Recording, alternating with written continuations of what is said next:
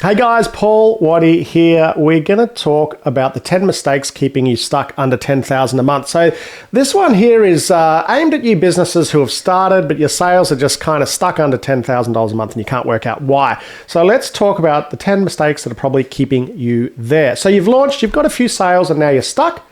This episode is for you, or this video is for you. So these are the common 10 mistakes that I see over and over again.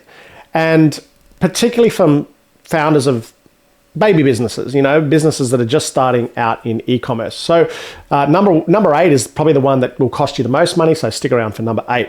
So this is probably the 10 to 80K playbook. So in other words, this is the one that gets you past 10K and should get you up to a 7-figure run rate, which is about $83,000 a month. And so what kills your momentum early on and what to do instead? Let's rip right in. By the way, I'm Paul Waddy, the author of Shopify for Dummies, founder of LearnEcommerce.com, and coach many of the brands that you've followed. And I'm the winner of the Industry Recognition Award, chairman of the National Online Retail Association. Follow me on Instagram for more, Paul Waddy Ecommerce. Right, let's get into it. Number 1, this is a big one. Scaling spend before you have proof. So there's this misconception out there that the way that you double your sales is to double your spend. You should be doubling your sales while keeping your spend flat. Now, hopefully that hits you like a ton of bricks because it's true, okay? So the pattern is, we launched, we got a few sales and we pushed the budget up. Why? Why are we pushing the budget up? That's not the way to scale. You do that after you've started scaling, right? So you need to get the momentum, then introduce the advertising. Believe me, not the other way around, because the other way around, you'll push the ad spend up and then it's just like, oh, I'm spending 20% on ads, 40%, 60%, and it gets out of hand. You've got to keep it low, and when you see the sales growing, put the hammer down. And if you're not growing, we need to work out why. And it's not because your ads aren't working. So at sub $10,000 a month, your job's to find what works, not to just pour more money into things. We just got to be careful with our money, all right? Especially unproven tactics. So we need, there's no point, by the way, bringing more traffic into a funnel that's already not converting. Why would we bring traffic to a site that has a conversion rate of 1%? So get the signal first, then scale. What is the signal? We can help you with that. Mistake number 2 is flying blind on the numbers. And obviously my business is all about helping people build large profitable e-commerce businesses. So trying to scale a product where the unit economics don't work. So on today's call with one of our groups, we had somebody who was selling lots and lots and lots of product, but it was all at a very low margin, 60%.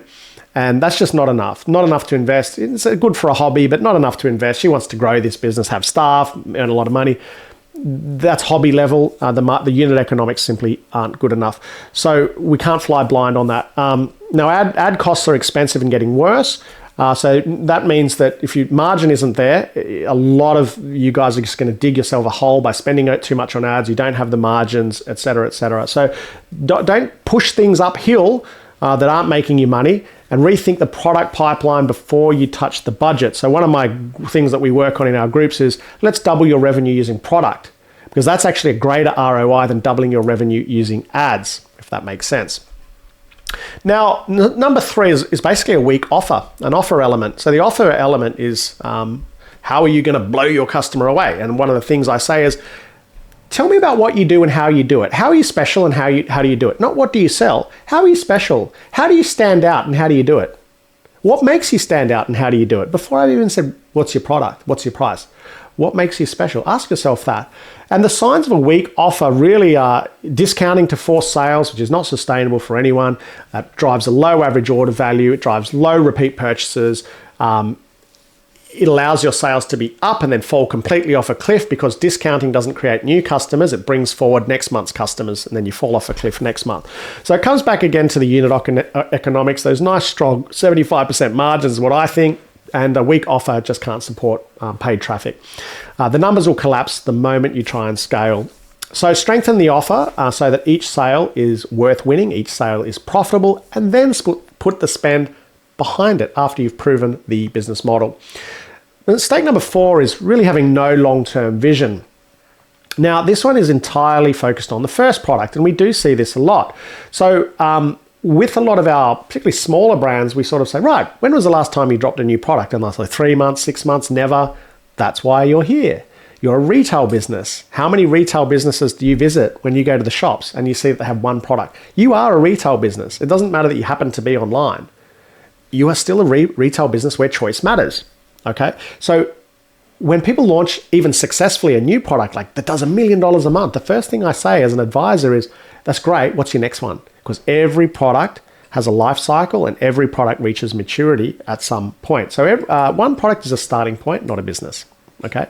Now, the $1 million brands think about ecosystems. They don't think about one-hit wonders. So they think about the next product, the repeat purchase, and the lifetime value of each customer.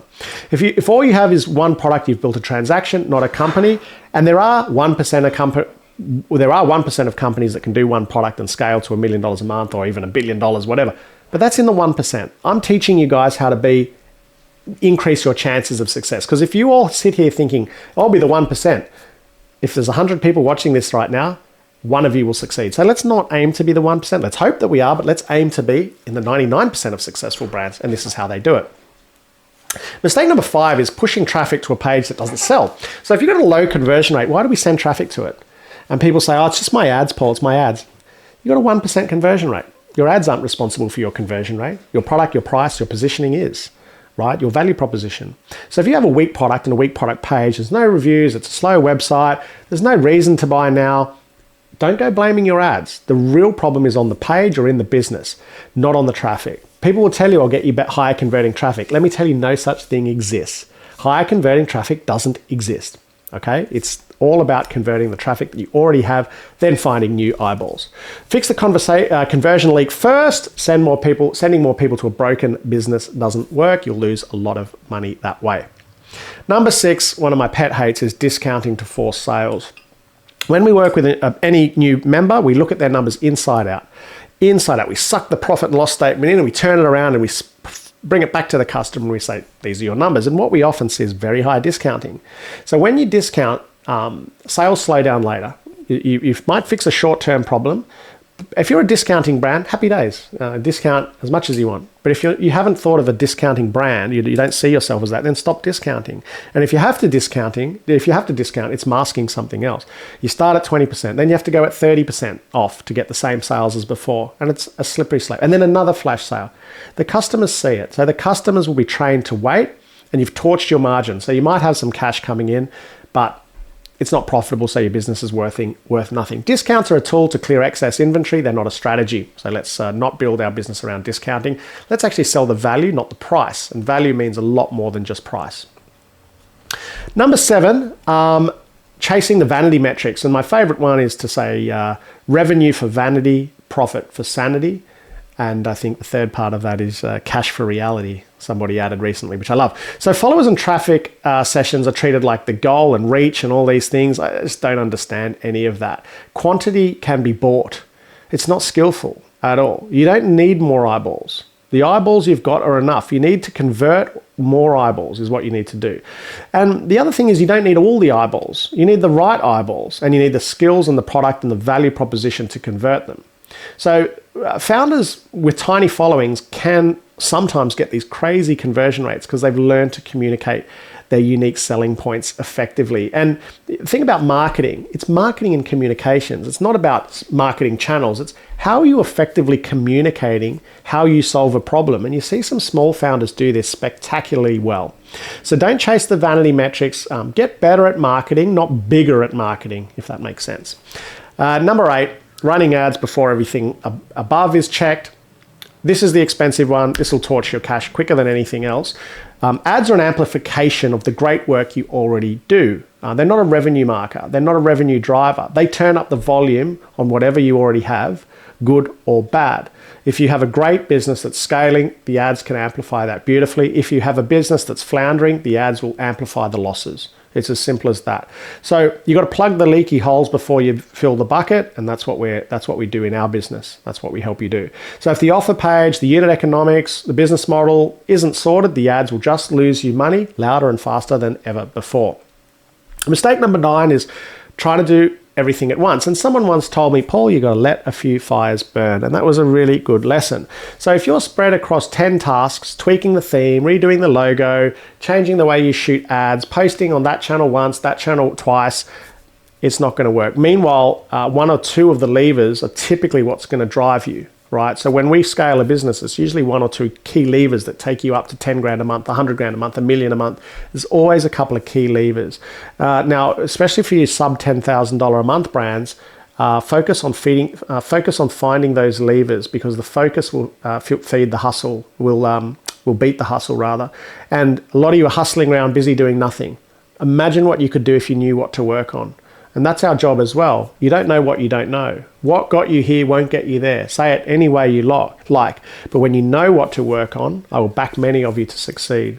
So find the one thing that grows sales for your business this week. What is it? If you don't know, you can come to us and we'll help you.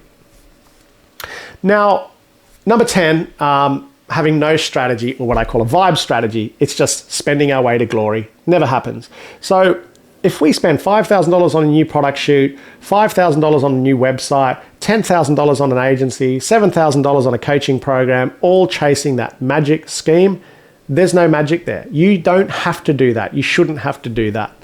Now, what builds a business is a true strategy applied step by step. I wrote a newsletter on this last week, right? Consistency, process, discipline. Set it on a call today. You're not a brand owner, you're a business owner, and business owners have a discipline strategy behind them. It's as simple as that. Every $1 million brand that I've ever built, we all got there that way.